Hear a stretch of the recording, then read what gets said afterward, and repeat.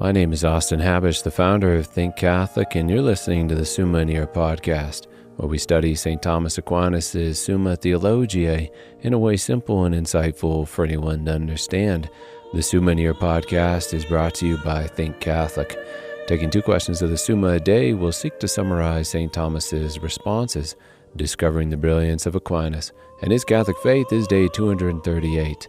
So let's get started. We're covering today questions 51 and 52 of the Tertia Pars, that is, of Christ's burial and of Christ's descent into hell. The translation that I always use in these podcasts is the one generously provided to me by Ave Maria Press, the 5-volume set translated by the Fathers of the English Dominican province, which you can now get at a discounted price from Ave Maria Press's site by typing in the code Summa 10, and so here we go.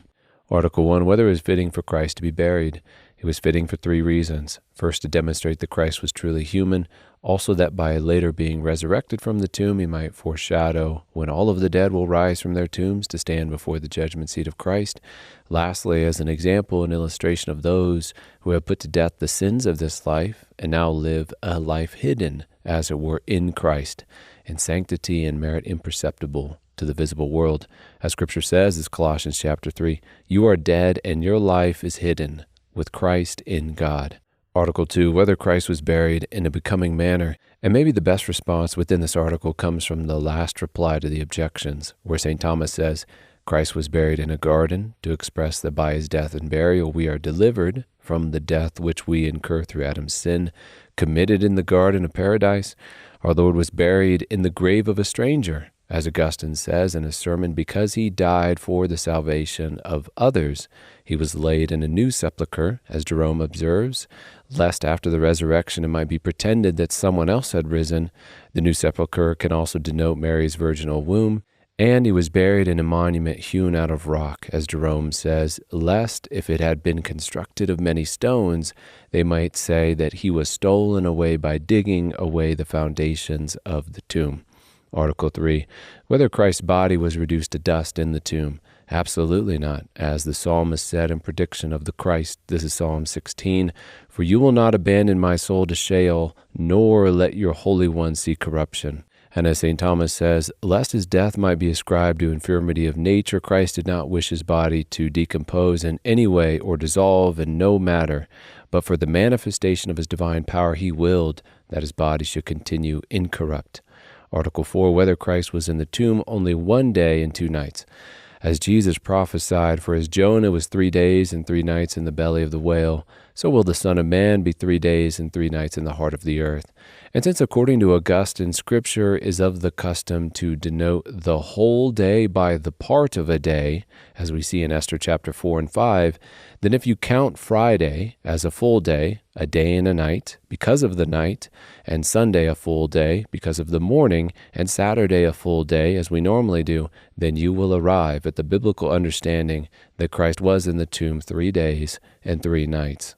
As the article puts it, and so the first day is computed from its ending, during which Christ died and was buried on the Friday, while the second day is an entire day with 24 hours of night and day, while the night following belongs to the third day. For as the primitive days were computed from light to night on account of man's future fall, so these days are computed from darkness to the daylight on account of man's restoration. We move then on to question 52 of Christ's descent into hell. Article 1, whether it was fitting for Christ to descend into hell. Yes, first of all, because he came to bear our punishment in order to make satisfaction for it, and therefore it was fitting that he also descend into hell, along with those righteous souls who died and descended into the limbo of the fathers, also that he might despoil Satan of the righteous souls which were awaiting the coming of the Messiah there, and lastly, that he might show himself Lord of both the living and the dead. Article 2, whether Christ went down into the hell of the lost.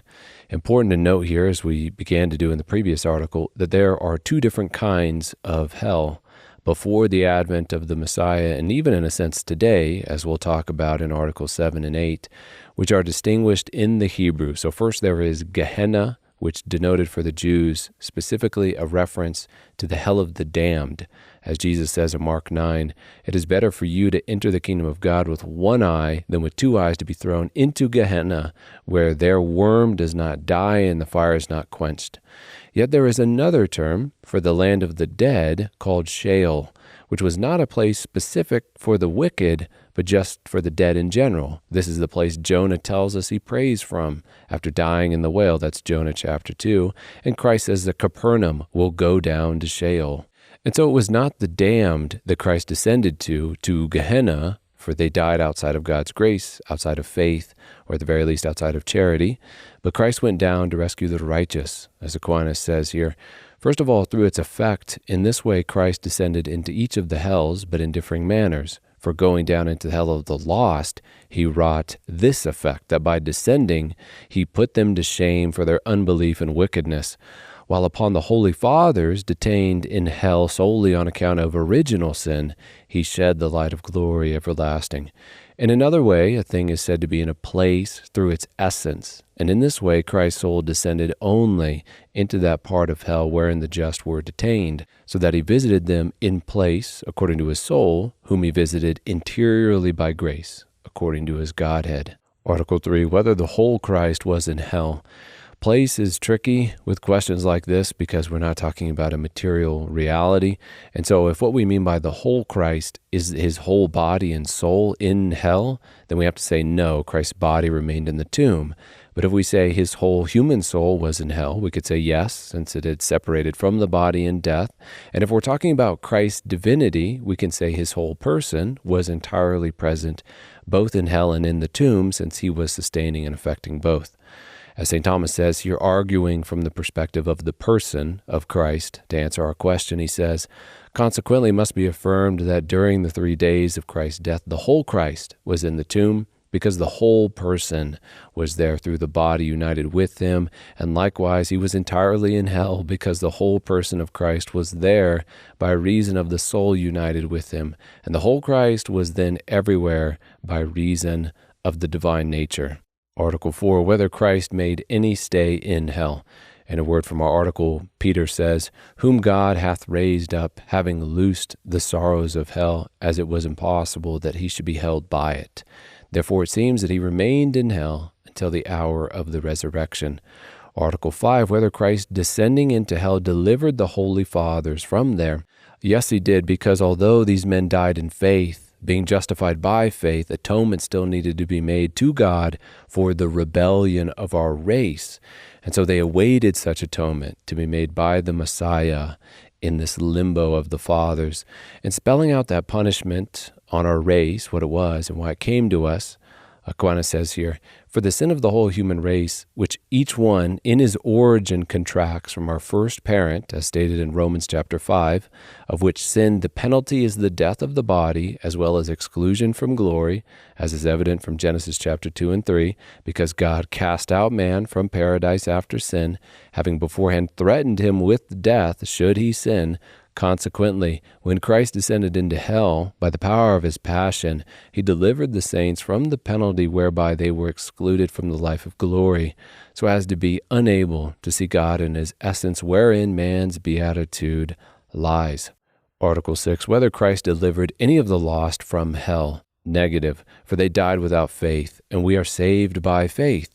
Or they died with faith but without charity, without the supernatural love of God, and so died without the love which makes heaven heaven.